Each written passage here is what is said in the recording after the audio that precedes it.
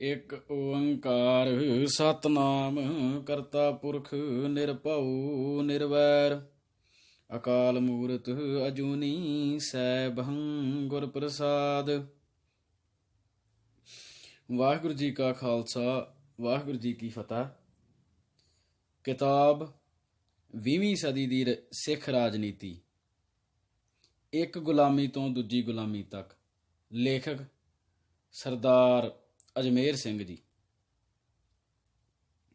ਭਾਗ ਪਹਿਲਾ।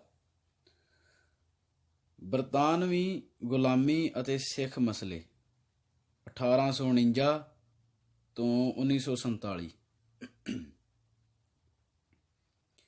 19ਵੀਂ ਸਦੀ ਦਾ ਆਖਰੀ ਦਹਾਕਾ ਪੰਜਾਬ ਅੰਦਰਲੇ ਸਭਨਾ ਭਾਈਚਾਰਿਆਂ ਦੇ ਆਪਣੇ ਮਨਾਂ ਅੰਦਰ ਡੂੰਘੀ ਅੰਤਰਝਾਤ ਮਾਰਨ ਦਾ ਸਮਾਂ ਸੀ। ਸਿੱਖਾਂ ਨੂੰ ਆਪਣੇ ਸ਼ਾਨਦਾਰ ਵਿਰਸੇ ਬਾਰੇ ਸੁਚੇਤ ਹੋਣ ਦੀ ਜਾਗ ਸਭ ਤੋਂ ਪਛੜ ਕੇ ਲੱਗੀ। ਇਹ ਵਰਤਾਰਾ ਚੁੱਪ ਚਪੀਤਾ ਹੀ ਵਾਪਰਿਆ। ਸਹਿਜੇ ਸਹਿਜੇ ਤਾਂ ਇਹ ਕਹਿ ਲਓ ਕਿ ਨਾਮਾਲੂਮ ਤੌਰ ਤੇ ਹੀ ਸਿੱਖਾਂ ਨੇ ਆਪਣੀ ਨੌਜਵਾਨ ਪੀੜ੍ਹੀ ਅੰਦਰ ਇੱਕ ਨਵੀਂ ਤਰੰਗ ਪੈਦਾ ਹੁੰਦੀ ਦੇਖੀ। ਉਹਨਾਂ ਦੀਆਂ ਹੱਡੀਆਂ ਵਿੱਚ ਇੱਕ ਜ਼ੋਰ ਦੀ ਝਰਨਾਹਟ ਪੈਦਾ ਹੋਈ ਅਤੇ ਨਾੜਾਂ ਦੇ ਵਿੱਚ ਇੱਕ ਅਜੀਬ ਫਰਕਣ ਮਹਿਸੂਸ ਹੋਈ, ਜਿਸ ਦੀ ਸਮਝ ਖੁਦ ਉਹਨਾਂ ਨੂੰ ਵੀ ਨਹੀਂ ਸੀ ਪੈ ਰਹੀ। ਰੁਚੀ ਰਾਮ ਸਾਹਨੀ।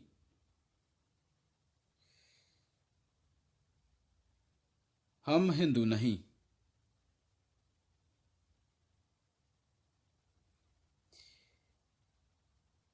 ਇਸ ਇਤਿਹਾਸਕ ਤੱਥ ਤੋਂ ਮੁਨਕਰ ਨਹੀਂ ਹੋਇਆ ਜਾ ਸਕਦਾ ਕਿ ਬਾਬਾ ਨਾਨਕ ਵੱਲੋਂ ਤੀਸਰਾ ਪੰਥ ਚਲਾਉਣ ਤੋਂ ਲੈ ਕੇ ਗੁਰੂ ਗੋਬਿੰਦ ਸਿੰਘ ਦੁਆਰਾ ਖਾਲਸਾ ਪੰਥ ਦੀ ਸਾਜਨਾ ਤੱਕ ਸਿੱਖੀ ਦੇ ਘੇਰੇ ਵਿੱਚ ਆਏ ਜ਼ਿਆਦਾਤਰ ਲੋਕਾਂ ਦਾ ਪਿਛੋਕੜ ਹਿੰਦੂ ਸੀ।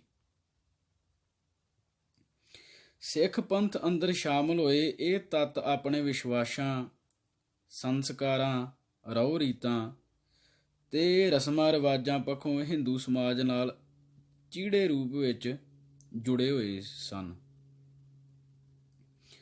ਜਿਉਂ-ਜਿਉਂ ਸਿੱਖ ਪੰਥ ਦਾ ਨਿਵੇਕਲਾ ਸਰੂਪ ਉਘੜਦਾ ਚਲਾ ਗਿਆ ਅਤੇ ਇਸ ਦੀ ਸੁਤੰਤਰ ਹਸਤੀ ਸਥਾਪਿਤ ਹੁੰਦੀ ਗਈ, ਤਾਂ ਹਿੰਦੂਵਾਦ ਨਾਲੋਂ ਸੋਚ ਤੇ ਸੰਸਕਾਰਾਂ ਪੱਖੋਂ ਮੁਕੰਮਲ ਰੂਪ 'ਚ ਤੋੜ ਵਿਛੋੜਾ ਕਰਨ ਤੋਂ ਆਰੀ ਜਾਂ ਇਨਕਾਰੀ ਤੱਤਾਂ ਨੇ ਇਸ ਅਮਲ ਦੇ ਵਿਰੋਧ 'ਚ ਖੜਨਾ ਸ਼ੁਰੂ ਕਰ ਦਿੱਤਾ। ਇਹ ਵਿਰੋਧ ਸ਼ੰਕਿਆਂ ਦੇ ਰੂਪ 'ਚ ਬਾਬੇ ਨਾਨਕ ਦੇ ਵੇਲੇ ਤੋਂ ਹੀ ਸ਼ੁਰੂ ਹੋ ਗਿਆ ਸੀ। ਗੁਰੂ ਗੋਬਿੰਦ ਸਿੰਘ ਵੇਲੇ ਖਾਲਸੇ ਦੀ ਸਿਰਜਣਾ ਨਾਲ ਇਹ ਵਿਰੋਧ ਖੁੱਲ੍ਹਾ ਰੂਪ ਧਾਰਨ ਕਰਨ ਗਿਆ।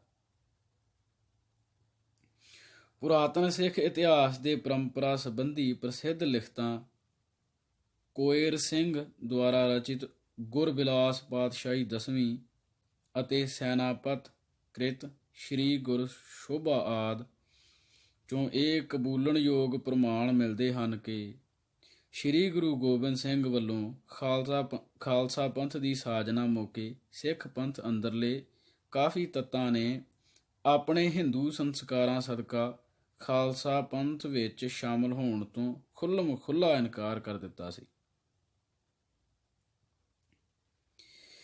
ਇਹ ਵਤੀਰਾ ਜ਼ਿਆਦਾਤਰ ਕਰਕੇ ਸਵਰਨ ਜਾਤੀਆਂ ਨਾਲ ਸੰਬੰਧਿਤ ਵਰਗਾਂ ਵੱਲੋਂ ਅਪਣਾਇਆ ਗਿਆ ਸੀ। ਦਿੱਲੀ ਦੀ ਸਿੱਖ ਸੰਗਤ ਦੇ ਅਖੌਤੀ ਉੱਚ ਜਾਤੀ ਵਰਗਾਂ ਨੇ ਤਾਂ ਗੁਰੂ ਗੋਬਿੰਦ ਸਿੰਘ ਹੱਥੋਂ ਅੰਮ੍ਰਿਤ ਪਾਨ ਕਰਕੇ ਸਿੰਘ ਸਜੇ ਲੋਕਾਂ ਦਾ ਸਮਾਜਿਕ ਬਾਈਕਾਟ ਕਰਨ ਤੱਕ ਨਿਰਣਾ ਲੈ ਲਿਆ ਸੀ। ਉਸ ਤੋਂ ਬਾਅਦ ਵੀ ਸਿੱਖ ਪੰਥ ਅੰਦਰ ਇਹ ਵਿਚਾਰਧਾਰਕ ਵਖਰੇਵੇਂ ਤੇ ਬਖੇੜੇ ਜਾਰੀ ਰਹੇ। ਨਾਨਕ ਪੰਥੀਏ, ਨਿਰਮਲੇ, ਉਦਾਸੀ ਆਦਿ ਸੰਪਰਦਾਵਾਂ ਵਿਚਾਰਧਾਰਕ ਤੇ ਦੁਨਿਆਵੀ ਦੋਨੋਂ ਪੱਧਰਾਂ ਤੇ ਹਿੰਦੂ ਮਤ ਦੇ ਗਹਿਰੇ ਪ੍ਰਭਾਵ ਹੇਠ ਸਨ। ਜਿੰਨਾ ਚਿਰ ਸਿੱਖ ਪੰਥ ਦੇ ਅੰਦਰੂਨੀ ਨਿਯਮਾਂ ਅੰਦਰ ਸਖਤਾਈ ਨਹੀਂ ਆਈ, ਉਹਨਾਂ ਚਿਰ ਇਹ ਸੰਪਰਦਾਵਾਂ ਪੰਥ ਅੰਦਰ ਪ੍ਰਵਾਨ ਭਾਵੇਂ ਨਾ ਸਹੀ ਪਰ ਸਹਿਣ ਜ਼ਰੂਰ ਹੁੰਦੀਆਂ ਰਹੀਆਂ। ਖਾਲਸਾ ਪੰਥ ਦੀ ਸਾਜਨਾ ਨਾਲ ਜਦ ਅੰਦਰੂਨੀ ਜਾਜ਼ਬਾ ਅੰਦਰੂਨੀ ਜ਼ਾਬਤਾ ਸਖਤ ਹੋ ਗਿਆ ਤਾਂ ਗੁਰਮਤਿ ਵਿਚਾਰਧਾਰਾ ਨਾਲੋਂ ਵੱਖਰਾ ਵਹਿਣ ਬਣਾ ਕੇ ਵਗ ਰਹੀਆਂ ਇਹਨਾਂ ਧਾਰਾਵਾਂ ਨਾਲੋਂ ਦੋ ਟੁਕ ਨਖੇੜਾ ਕਰਨ ਦਾ ਕਾਰਜ ਏਜੰਡੇ ਤੇ ਆ ਗਿਆ। ਅਜਿਹੇ ਚੋਕੇ ਇਤਿਹਾਸਕ ਪ੍ਰਮਾਣ ਮਿਲਦੇ ਹਨ ਕਿ ਦਸਮ ਪਾਤਸ਼ਾਹ ਨੇ ਖਾਲਸਾ ਪੰਥ ਅੰਦਰ ਗੁਰਮਤਿ ਵਿਚਾਰਧਾਰਾ ਨੂੰ ਪੱਕੇ ਪੈਰੀ ਕਰਨ ਅਤੇ ਇਸ ਦੀ ਨਿਰਮਲਤਾ ਬਰਕਰਾਰ ਰੱਖਣ ਦੇ ਉਦੇਸ਼ ਨਾਲ ਵਿਪਰਨ ਕੀ ਰੀਤ ਵਿਰੁੱਧ ਕਠੋਰ ਤੇ ਫੈਸਲਾਕੁੰਨ ਸਿਧਾਂਤਕ ਜਦੋਜਹਿਦ ਦਾ ਅਮਲ ਆਰੰਭ ਦਿੱਤਾ ਸੀ। ਪਰ ਉਦੋਂ ਹੀ ਖਾਲਸੇ ਦੀ ਮੁਗਲ ਸ਼ਾਹੀ ਨਾਲ ਹੋਣੀ ਭਰਪੂਰ ਟੱਕਰ ਸ਼ੁਰੂ ਹੋ ਗਈ। ਜ਼ਿੰਦਗੀ ਮੌਤ ਦੇ ਇਸ ਸੰਘਰਸ਼ ਨੇ ਖਾਲਸਾ ਪੰਥ ਅੰਦਰਲੇ ਇਨ੍ਹਾਂ ਸਿਧਾਂਤਕ ਬਖੇੜਿਆਂ ਨੂੰ ਪਿਛਵਾੜੇ ਧੱਕ ਦਿੱਤਾ। ਜ਼ਿੰਦਗੀ ਮੌਤ ਦੇ ਇਸ ਸੰਘਰਸ਼ ਨੇ ਖਾਲਸਾ ਪੰਥ ਅੰਦਰਲੇ ਇਨ੍ਹਾਂ ਸਿਧਾਂਤਕ ਬਖੇੜਿਆਂ ਨੂੰ ਪਿਛਵਾੜੇ ਧੱਕ ਦਿੱਤਾ। ਇਹ ਹਾਲਤ ਲੰਮਾ ਚਿਰ ਜਾਰੀ ਰਹੀ। ਮਿਸਲਾਂ ਵੇਲੇ ਜਦ ਖਾਲਸਾ ਪੰਥ ਨੂੰ ਰਤਾ ਕੁ ਸੌਖਾ ਸਾਹ ਆਉਣਾ ਸ਼ੁਰੂ ਹੋਇਆ ਤਾਂ ਉਦੋਂ ਤੱਕ ਸਿੱਖੀ ਦੀਆਂ ਸਿਧਾਂਤਕ ਬੁਨਿਆਦਾਂ ਕਮਜ਼ੋਰ ਪੈਣੀਆਂ ਸ਼ੁਰੂ ਹੋ ਚੁੱਕੀਆਂ ਸਨ। ਸਿੱਟੇ ਵਜੋਂ ਪੰਥ ਦੇ ਅੰਦਰੂਨੀ ਵਿਚਾਰਧਾਰਕ ਵਿਗਾੜਾਂ ਨੂੰ ਟਿਕਾਣੇ ਸਿਰ ਕਰਨ ਅਰਥਾਤ ਅੰਦਰਲੀ ਸਿਧਾਂਤਕ ਸੁਧਾਈ ਕਰਨ ਦੀ ਚੇਤਨਾ ਕਮਜ਼ੋਰ ਪੈ ਤੁਰੀ। ਮਹਾਰਾਜਾ ਰਣਜੀਤ ਸਿੰਘ ਦੇ ਰਾਜ ਵੇਲੇ ਸਿੱਖੀ ਦੇ ਬੁਨਿਆਦੀ ਸਿਧਾਂਤਾਂ ਨੂੰ ਇਸ ਕਦਰ ਢਾਹ ਲੱਗ ਗਈ ਕਿ ਸਿੱਖ ਧਰਮ ਤੇ ਸਮਾਜ ਦੇ ਹਿੰਦੂਕਰਨ ਦਾ ਅਮਲ ਗੰਭੀਰ ਆਕਾਰ ਪਸਾਰ ਅਖਤਿਆਰ ਕਰ ਗਿਆ। ਖੁਸ਼ਵੰਤ ਸਿੰਘ ਨੇ ਇਸ ਵਰਤਾਰੇ ਦੀ ਗੰਭੀਰਤਾ ਦਰਸਾਉਂਦਿਆਂ ਲਿਖਿਆ ਹੈ ਕਿ ਸਿੱਖ ਰਾਜ ਦੌਰਾਨ ਸਿੱਖ ਅਤੇ ਹਿੰਦੂ ਵਿਚਕਾਰ ਫਰਕ ਮਾਮੂਲੀ ਹੀ ਰਹਿ ਗਿਆ ਸੀ। Ernest Trump, J.D. Cunningham, Max Arthur Macauliffe ਤੇ ਹੋਰਨਾਂ ਪੱਛਮੀ ਵਿਦਵਾਨਾਂ ਤੇ ਇਤਿਹਾਸਕਾਰਾਂ ਨੇ ਵੀ ਆਪਣੀਆਂ ਰਚਨਾਵਾਂ ਅੰਦਰ ਇਸ ਤੱਥ ਦੀ ਪ੍ਰਭਾਵਸ਼ਾਲੀ ਢੰਗ ਨਾਲ ਪੁਸ਼ਟੀ ਕੀਤੀ ਹੈ। ਇਹ ਹੁਣ ਸਮਾਂ ਸੀ ਜਦ ਉੱਪਰ ਬਿਆਨੀਆਂ ਨੀਮ ਹਿੰਦੂ ਸੰਪਰਦਾਵਾਂ ਨੂੰ ਸਿੱਖ ਪੰਥ ਅੰਦਰ ਨਾ ਸਿਰਫ ਕਬੂਲਿਆ ਗਿਆ ਸਗੋਂ ਸਤਿਕਾਰ ਦੀ ਨਿਗਾਹ ਨਾਲ ਦੇਖਿਆ ਜਾਣ ਲੱਗਾ। 18ਵੀਂ ਸਦੀ 'ਚ ਜਦ ਅਕਾਲ ਪੁਰਖ ਦੀ ਫੌਜ ਉੱਤੇ ਮੁਗਲ ਸ਼ਾਹੀ ਦੇ ਜ਼ੁਲਮਾਂ ਦਾ ਤੇਜ਼ ਝੱਖੜ ਝੁੱਲਣ ਲੱਗਾ ਅਤੇ ਸਿੰਘਾਂ ਨੂੰ ਜੰਗਲਾਂ ਬੇਲਿਆਂ 'ਚ ਰਹਿ ਕੇ ਸੰਘਰਸ਼ ਕਰਨ ਲਈ ਮਜਬੂਰ ਹੋਣਾ ਪੈ ਗਿਆ ਤਾਂ ਸਿੱਖੀ ਪ੍ਰਚਾਰ ਤੇ ਗੁਰਧਾਮਾਂ ਦਾ ਪ੍ਰਬੰਧ ਗੁਰਮਤਿ ਵਿਚਾਰਧਾਰਾ ਤੋਂ ਇੱਕ ਦੂਰੀ ਬਣਾ ਕੇ ਚੱਲ ਰਹੀਆਂ ਇਨ੍ਹਾਂ ਸੰਪਰਦਾਵਾਂ ਦੇ ਹੱਥਾਂ ਵਿੱਚ ਚਲਾ ਗਿਆ। ਖੁਦ ਹਿੰਦੂਵਾਦ ਦੇ ਵਿਚਾਰਧਾਰਕ ਪ੍ਰਭਾਵ ਹੇਠ ਹੋਣ ਕਰਕੇ ਇਹ ਸੰਪਰਦਾਵਾਂ ਸਿੱਖ ਧਰਮ ਦੇ ਬੁਨਿਆਦੀ ਸਿਧਾਂਤਾਂ ਅੰਦਰ ਹਿੰਦੂਵਾਦੀ ਖੋਟ ਮਿਲਾਉਣ ਦੀਆਂ ਵਾਹਕ ਹੋ ਨਿਬੜੀਆਂ।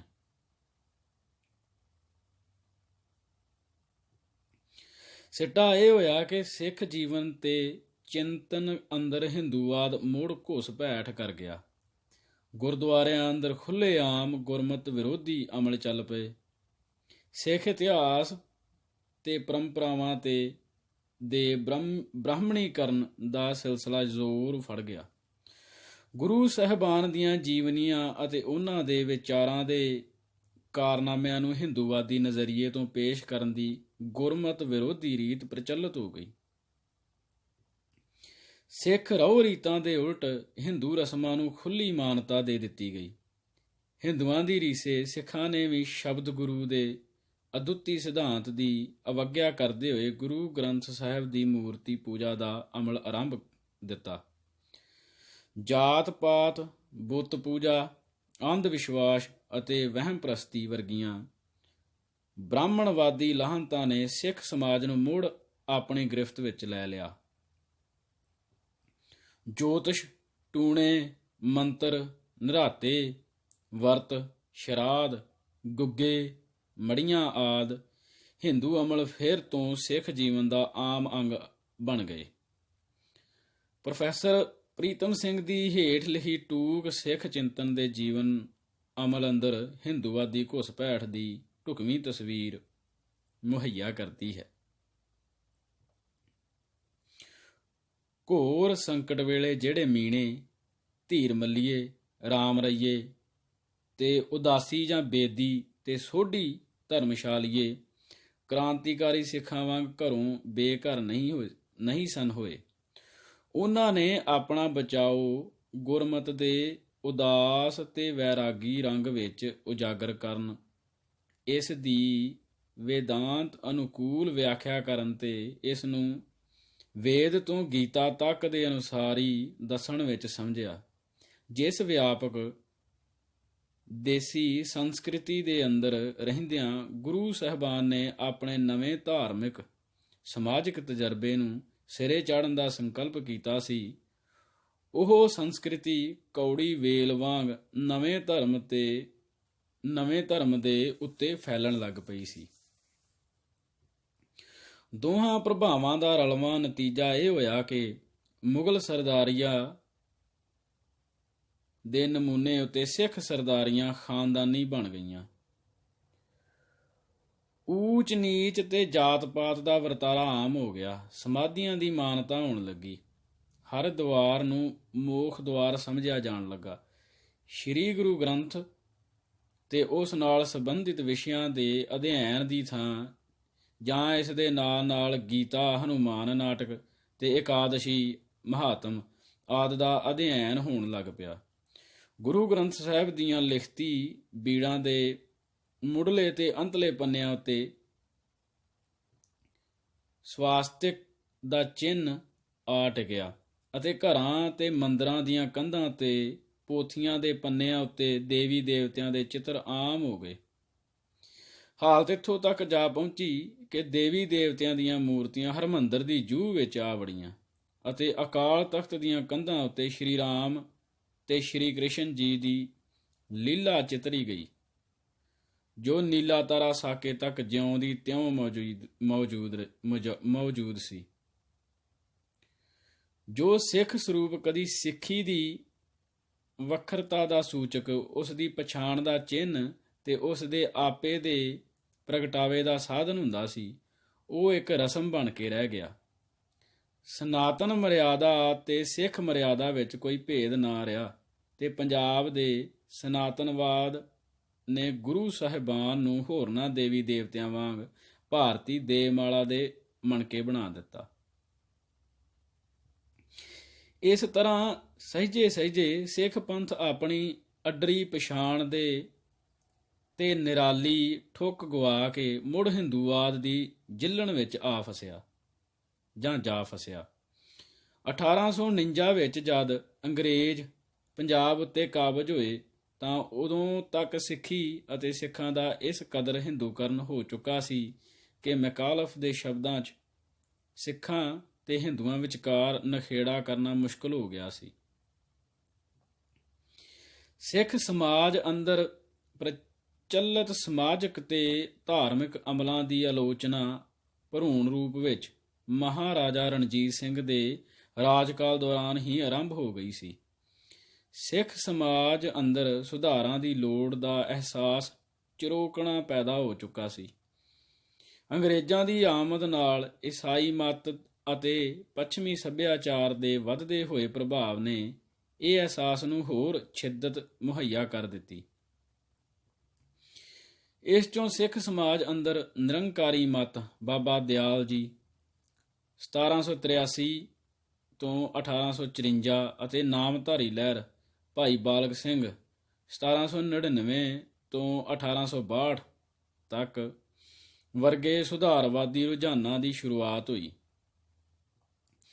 ਇਹਨਾਂ ਨੇ ਸਿੱਖ ਧਰਮ ਤੇ ਸਮਾਜ ਨੂੰ ਹਿੰਦੂਵਾਦੀ ਪ੍ਰਭਾਵਾਂ ਤੋਂ ਮੁਕਤ ਕਰਨ ਦੇ ਨਿੱਘਰ ਉਪਰਾਲੇ ਜ਼ਰੂਰ ਕੀਤੇ, ਪਰ ਇਹ ਆਪਣੇ ਉਦੇਸ਼ਾਂ ਵਿੱਚ ਜ਼ਿਆਦਾ ਸਫਲ ਨਾ ਹੋ ਸਕੇ।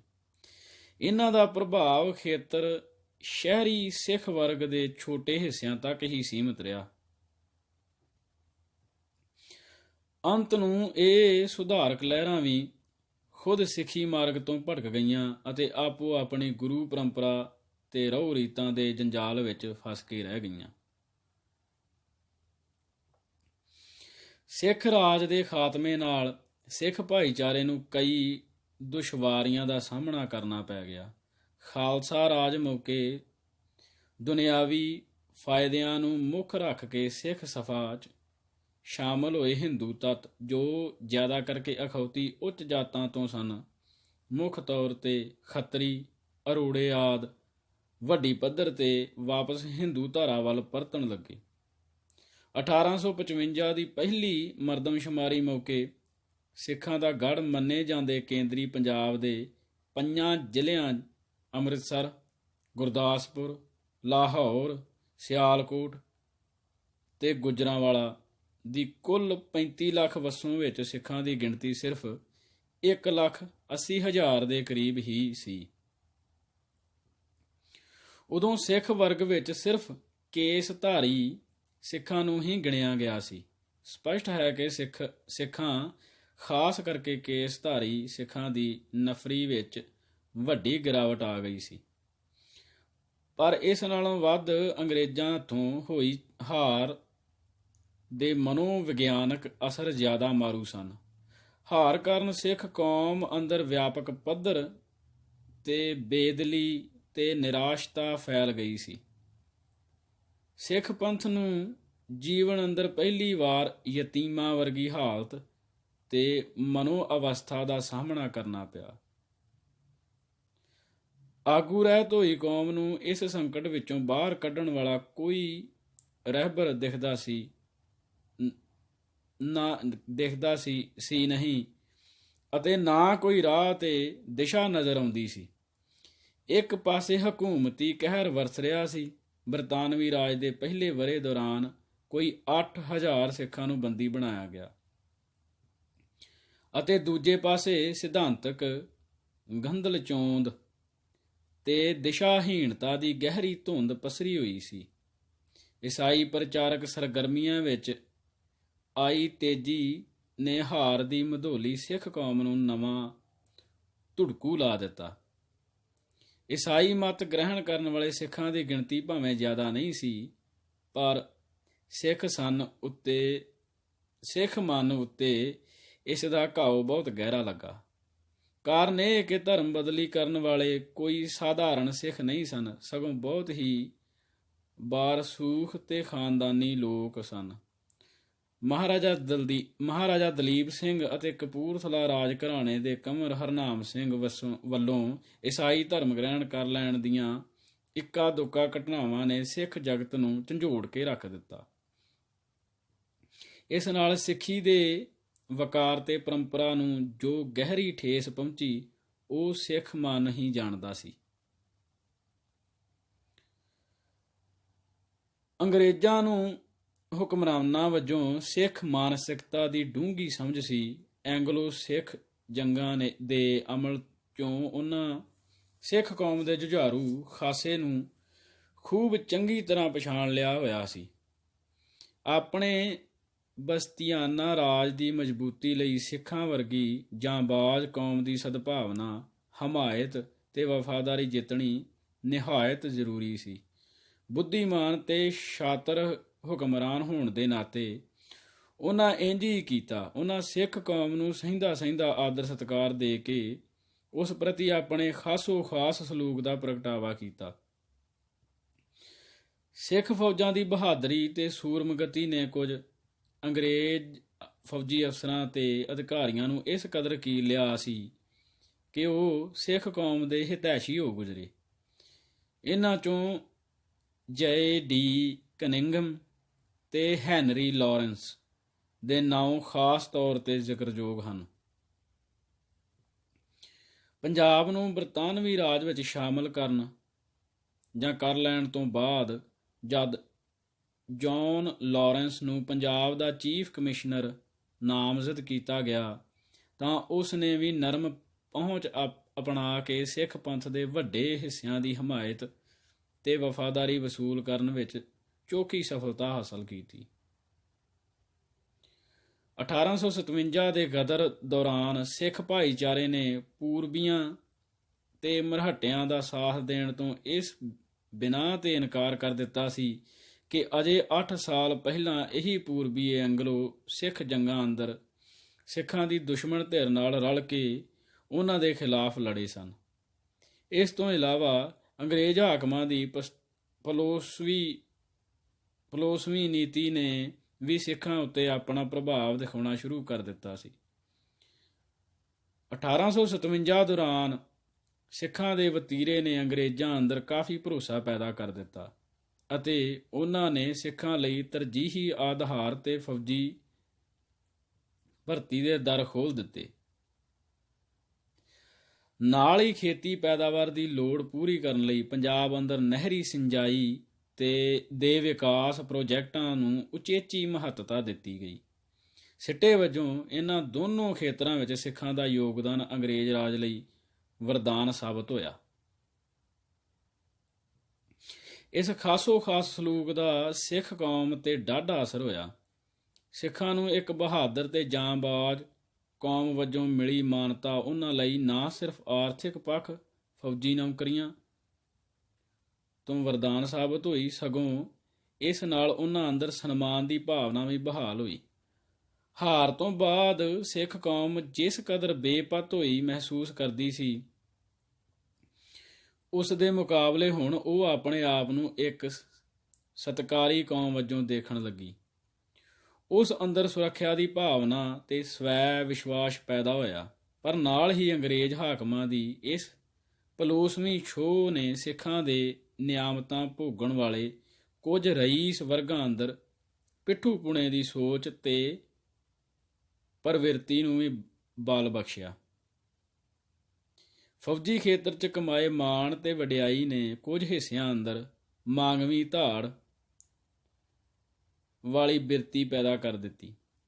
ਇਹਨਾਂ ਨਾਂਹ ਪੱਖੀ ਅਸਰਾਂ ਨੂੰ ਕਬੂਲਣ ਦੀ ਇੱਕ ਵਜ੍ਹਾ ਇਹ ਵੀ ਸੀ ਕਿ ਸਿੱਖ ਸਿਧਾਂਤਾਂ ਨੂੰ ਖੋਰਾ ਪੈਣ ਦਾ ਜੋ ਅਮਲ ਸਿੱਖ ਰਾਜ ਦੌਰਾਨ ਜ਼ੋਰ ਫੜ ਚੁੱਕਾ ਸੀ, ਅੰਗਰੇਜ਼ ਰਾਜ ਦੌਰਾਨ ਉਹ ਨਾ ਸਿਰਫ ਜਿਉਂ ਦਾ ਤਿਉਂ ਜਾਰੀ ਰਿਹਾ, ਸਗੋਂ ਉਸਨੇ ਹੋਰ ਵੱਧ ਤੇਜ਼ੀ ਤੇ ਤਕੜਾਈ ਫੜ ਲਈ ਸੀ। ਸਿੱਖ ਵਿਚਾਰਧਾਰਾ ਦੀ ਛਾਪ ਮੱਧਮ ਪੈ ਜਾਣ ਦੀ ਵਜ੍ਹਾ ਕਰਕੇ ਸਿੱਖ ਅਮਲ ਨੂੰ ਅਸਲੋਂ ਹੀ ਵੱਖਰੇ ਦ੍ਰਿਸ਼ਟੀਕੋਣ ਤੋਂ ਦੇਖਿਆ ਤੇ ਅੰਗਿਆ ਜਾਣ ਲੱਗਾ। ਇਸ ਕਰੂਚੀ ਨੇ ਬਾਅਦ ਦੇ ਸਮੁੱਚੇ ਅਰਸੇ ਦੌਰਾਨ ਸਿੱਖ ਕੌਮ ਦੀ ਰਾਜਸੀ ਸੋਚ ਤੇ ਅਮਲ ਉੱਤੇ ਨਾਂਹ ਪੱਖੀ ਪ੍ਰਭਾਵ ਪਾਉਣਾ ਜਾਰੀ ਰੱਖਿਆ। ਇਹ ਕਰੂਚੀ ਅੱਜ ਤੱਕ ਵੀ ਆਪਣਾ ਅਸਰ ਦਿਖਾ ਰਹੀ ਹੈ। ਅੰਗਰੇਜ਼ ਇਹ ਜਾਣਦੇ ਸਨ ਕਿ ਸਿੱਖ ਭਾਈਚਾਰੇ ਦਾ ਕਲਚਰਲ ਕੰਪਲੈਕਸ ਅਤੇ ਇਸ ਦਾ ਕੌਮੀ ਸਵੈਮਾਨ ਸਿੱਖੀ ਨਾਲ ਸੰਬੰਧਿਤ ਹੈ। ਇਹ ਸਿੱਖੀ ਦਾ ਧਾਰਮਿਕ ਜਜ਼ਬਾ ਹੀ ਹੈ ਜੋ ਸਿੱਖ ਭਾਈਚਾਰੇ ਅੰਦਰ ਖਾੜਕੂਪੁਣੇ ਤੇ ਸੂਰਮਤਾਈ ਦੀਆਂ ਭਾਵਨਾਵਾਂ ਜਗਾਉਂਦਾ ਹੈ ਅਤੇ ਉਸ ਨੂੰ ਇੱਕ ਜਾਂਬਾਜ਼ ਕੌਮ ਦਾ ਖਾਸਾ ਪ੍ਰਦਾਨ ਕਰਦਾ ਹੈ। ਸਿੱਖ ਕੌਮ ਦੀ ਸ਼ਕਤੀ ਉਸ ਦੀ ਇਸ ਧਾਰਮਿਕ ਚੇਤਨਤਾ ਅਰਥਾਤ ਇਸ ਜਜ਼ਬੇ ਵਿੱਚ ਹੀ ਹੈ। ਅੰਗਰੇਜ਼ਾਂ ਨੇ ਸਿੱਖੀ ਦੇ ਇਸ ਧਾਰਮਿਕ ਜਜ਼ਬੇ ਨੂੰ ਆਪਣੇ ਉਦੇਸ਼ਾਂ ਲਈ ਇਸਤੇਮਾਲ ਕਰਨ ਦੀ ਯੁੱਧ ਨੀਤਕ ਵਿਉਂਤ ਤਹਿਤ ਫੌਜ ਵਿੱਚ ਭਰਤੀ ਵਾਸਤੇ ਸਿੱਖਾਂ ਦਾ ਕੇਸ਼ਧਾਰੀ ਹੋਣਾ ਅਤੇ ਧਾਰਮਿਕ ਰਹਿਤ ਮਰਿਆਦਾ ਦੇ ਪਾਬੰਦ ਹੋਣਾ ਜ਼ਰੂਰੀ ਕਰ ਦਿੱਤਾ।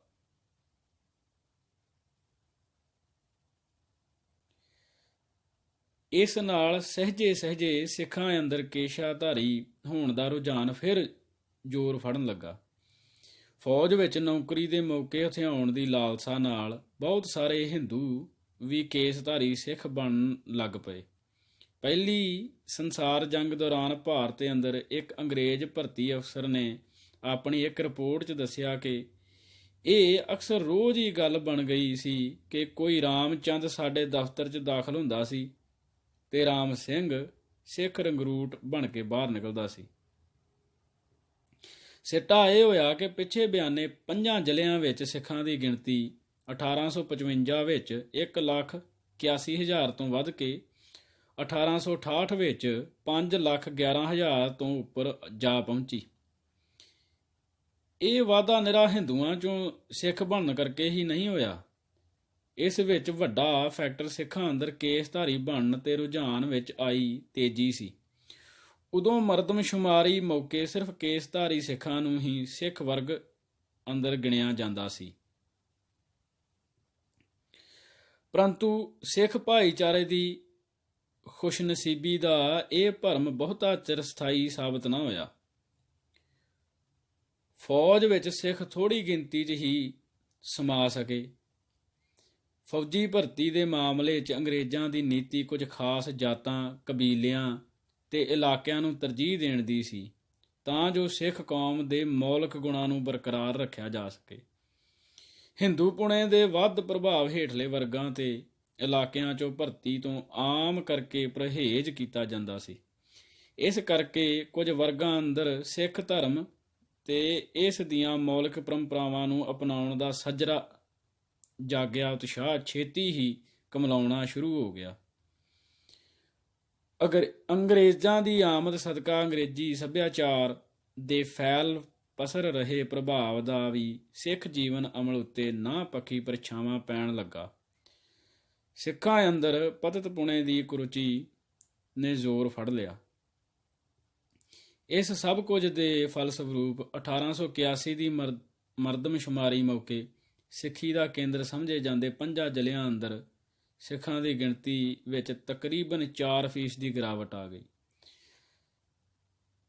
ਜਦ ਕਿ ਇਸੇ ਅਰਸੇ ਦੌਰਾਨ ਇਹਨਾਂ ਜ਼ਿਲ੍ਹਿਆਂ ਦੀ ਕੁੱਲ ਵਸੋਂ ਵਿੱਚ 4.5% ਦਾ ਇਜ਼ਾਫਾ ਨੋਟ ਕੀਤਾ ਗਿਆ। ਸਿੰਘ ਸਭਾ ਲਹਿਰ, ਸੁਧਾਰ ਅਤੇ ਪੁਨਰ ਸੁਰਜੀਤੀ। ਪੰਜਾਬ ਉੱਤੇ ਕਬਜ਼ਾ ਕਰਨ ਤੋਂ ਬਾਅਦ ਅੰਗਰੇਜ਼ਾਂ ਨੇ ਆਪਣੀ ਪਰਖੀ ਅਜ਼ਮਾਈ ਬਸਤੀਆਨਾ ਨੀਤੀ ਤਹਿਤ ਸਿੱਖ ਭਾਈਚਾਰੇ ਅੰਦਰਲੇ ਜਾਗੀਰੂ ਅਨਸਰਾਂ, ਸਿੱਖ ਸਰਦਾਰਾਂ ਨੂੰ ਜਾਗੀਰਾਂ ਤੇ ਹੋਰ ਸਰਕਾਰੀ ਉਪਾਧੀਆਂ ਦੇ ਕੇ ਉਹਨਾਂ ਦੀ ਹਮਾਇਤ ਤੇ ਵਫਾਦਾਰੀ ਹਾਸਲ ਕਰਨ ਦੀ ਪਹੁੰਚ ਅਪਣਾਈ। ਇਸ ਵਿੱਚ ਉਹ ਕਾਫੀ ਹੱਦ ਤੱਕ ਸਫਲ ਵੀ ਹੋਏ। ਸਿੱਖ ਸਰਦਾਰਾਂ ਦੇ ਵੱਡੇ ਵਰਗ ਨੇ ਅੰਗਰੇਜ਼ੀ ਰਾਜ ਦੀ ਹਮਾਇਤ ਨੂੰ ਆਪਣਾ ਪਰਮੋ ਧਰਮ ਬਣਾ ਲਿਆ ਅਤੇ ਉਹ ਖੁੱਲ੍ਹੇ ਤੌਰ ਤੇ ਅੰਗਰੇਜ਼ਾਂ ਦੇ ਝੋਲੀ ਚੁੱਕ ਹੋ ਨਿਬੜੇ। ਪਰ ਇਸ ਦਾ ਇਹ ਮਤਲਬ ਨਹੀਂ ਕਿ ਇਸ ਵਰਗ ਦੇ ਮਨਾਂ 'ਚ ਸਿੱਖੀ ਪ੍ਰੇਮ ਦੀ ਭਾਵਨਾ ਉੱਕਾ ਹੀ ਜਾਂਦੀ ਰਹੀ ਸੀ ਅਤੇ ਉਹਨਾਂ ਨੂੰ ਸਿੱਖੀ ਤੇ ਸਿੱਖ ਭਾਈਚਾਰੇ ਦੇ ਹਿੱਤਾਂ ਨਾਲ ਕੋਈ ਲਗਾਓ ਹੀ ਨਹੀਂ ਸੀ ਰਿਹਾ। ਇਹ ਗੱਲ ਨਹੀਂ, ਇਹਨਾਂ ਵਰਗਾਂ ਅੰਦਰ ਸਿੱਖੀ ਜਜ਼ਬੇ ਦੇ ਅੰਸ਼ ਉੱਕਾ ਹੀ ਗਾਇਬ ਨਹੀਂ ਸਨ ਹੋਏ। ਹਾਂ, ਇਹ ਗੱਲ ਜ਼ਰੂਰ ਹੈ ਕਿ ਇਸ ਪ੍ਰਤੀ ਉਹਨਾਂ ਦਾ ਨਜ਼ਰੀਆ ਜ਼ਰੂਰ ਅਲੱਗ ਸੀ। ਉਹ ਪੱਛਮੀ ਸੱਭਿਆਚਾਰ ਦੇ, ਖਾਸ ਕਰਕੇ ਈਸਾਈ ਪ੍ਰਚਾਰਕਾਂ ਦੀਆਂ ਸਰਗਰਮੀਆਂ ਦੇ ਸਿੱਖ ਸਮਾਜ ਉੱਤੇ ਪੈਣ ਵਾਲੇ ਪ੍ਰਭਾਵਾਂ ਤੋਂ ਬੇਖਬਰ ਅਤੇ ਬੇਵਾਸਤਾ ਨਹੀਂ ਸਨ। ਉਹ ਇਸ ਪ੍ਰਤੀ ਚੇਤੰਨ ਸਨ ਅਤੇ ਫਿਕਰਮੰਦ ਵੀ। ਇਹ ਵੀ ਗੱਲ ਹੈ ਕਿ ਸਿੱਖ ਸਰਦਾਰਾਂ ਦੇ ਇੱਕ ਵਰਗ ਨੇ ਅੰਗਰੇਜ਼ਾਂ ਵੱਲੋਂ ਤਾਕਤ ਅਤੇ ਮਕਾਰੀ ਨਾਲ ਸਿੱਖ ਰਾਜ ਹਥਿਆ ਲੈਣ ਦੀ ਮੰਦ ਹੋਣੀ ਨੂੰ ਮਨੋਂ ਨਹੀਂ ਸੀ ਭੁਲਾਇਆ। ਉਹਨਾਂ ਅੰਦਰ ਮੁੜ ਆਪਣਾ ਰਾਜ ਸਥਾਪਿਤ ਕਰਨ ਦੀ ਹਸਰਤ ਉਹਨਾਂ ਨੂੰ ਨਿਰੰਤਰ ਬੇਚੈਨ ਕਰ ਰਹੀ ਸੀ। ਮਹਾਰਾਜਾ ਦਲੀਪ ਸਿੰਘ 1853 ਦੇ ਕੰਵਰ ਹਰਨਾਮ ਸਿੰਘ ਕਪੂਰਥਲਾ ਵੱਲੋਂ ਈਸਾਈ ਧਰਮ ਕਬੂਲ ਕਰ ਲੈਣ ਅਤੇ 1873 ਵਿੱਚ ਅੰਮ੍ਰਿਤਸਰ ਮਿਸ਼ਨ ਸਕੂਲ ਦੇ 4 ਸਿੱਖ ਵਿਦਿਆਰਥੀਆਂ ਦੁਆਰਾ ਈਸਾਈ ਮਤ ਗ੍ਰਹਿਣ ਕਰਨ ਦੀ ਇੱਛਾ ਪ੍ਰਗਟਾਉਣ ਦੇ ਘਟਨਾਕ੍ਰਮ ਨੇ ਸਿੱਖ ਸਮਾਜ ਦੀਆਂ ਉੱਪਰਲੀਆਂ ਪਰਤਾਂ ਅੰਦਰ ਤਿੱਖਾ ਪ੍ਰਤੀਕਰਮ ਜਗਾਇਆ। ਸਿੱਖੀ ਅਤੇ ਸਿੱਖ ਪਰੰਪਰਾਵਾਂ ਨੂੰ ਖੜੇ ਹੋਏ ਇਨ੍ਹਾਂ ਖਤਰਿਆਂ ਵਿਰੁੱਧ ਕੋਈ ਕਾਰਗਰ ਉਪਾਅ ਕਰਨ ਦੀ ਸੋਚ ਨਾਲ ਕੁਝ ਪਤਵੰਤੇ ਸਿੱਖਾਂ ਨੇ 1873 ਵਿੱਚ ਅੰਮ੍ਰਿਤਸਰ ਵਿਖੇ ਸਿੰਘ ਸਭਾ ਨਾਂ ਦੀ ਸੰਸਥਾ ਦਾ ਮੁੱਢ ਬੰਨ੍ਹਿਆ।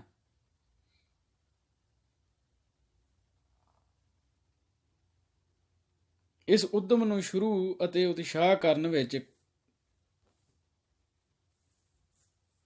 ਕੰਵਰ ਬਿਕਰਮ ਸਿੰਘ ਕਪੂਰਥਲਾ, ਬਾਬਾ ਖੇਮ ਸਿੰਘ ਬੇਦੀ ਕੋਲਾਰ ਰਾਵਲਪਿੰਡੀ ਅਤੇ ਠਾਕੁਰ ਸਿੰਘ ਸੰਧਾਂਵਾਲੀਆ ਵਰਗੇ ਖਾਨਦਾਨੀ ਲੋਕਾਂ ਨੇ ਖਾਸ ਰੁਚੀ ਦਿਖਾਈ। ਵਾਹਿਗੁਰੂ ਜੀ ਕਾ ਖਾਲਸਾ ਵਾਹਿਗੁਰੂ ਜੀ ਕੀ ਫਤਿਹ।